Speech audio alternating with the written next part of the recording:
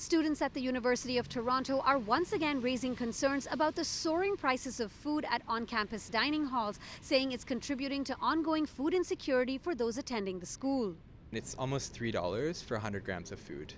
So if the kind of average nutritional guidelines recommend about 600 grams of food, it's pretty easy to see that a meal can exceed $20. Former residents Don Mike Lawler, a PhD student at the university, says student meal plans afford spending about $25 on all 3 meals per day. The pay-by-weight system recently introduced at New College and Chestnut residents makes that impossible. Students are paying for things like salad dressing, maple syrup or table syrup, condiments, all that kind of stuff is paid per weight. Students who prefer not to be identified say the quality of the food is also noticeably worse, and they cannot afford the more nutritious options.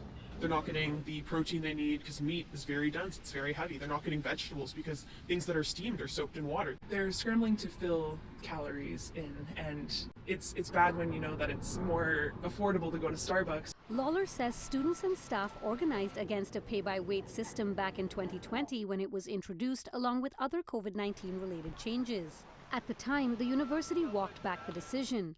But 3 years later, they find themselves in the same fight. Myself and a number of other students and staff have basically kind of organized a petition. It's the 4th one we've done. Essentially what we're asking for is a removal of paper weight and a kind of option for students to eat 3 meals a day for $25.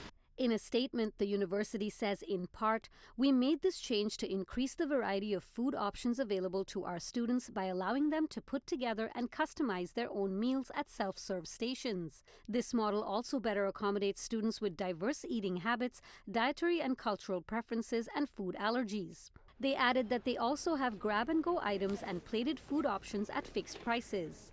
But students say the changes were made unilaterally with no student consultation. Nobody had asked for this change. The lack of engagement with the student body is one of the main issues that chef, author, and activist Joshna Maharaj identified when the university engaged her as a consultant in early 2021 when students raised their concerns about dining hall policies back then.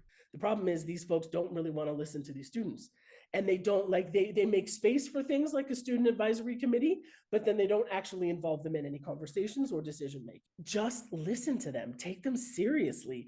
Their eating experience has a direct impact on their academic success. And that is the piece that the university should be more concerned about. Dilshad Burman, City News.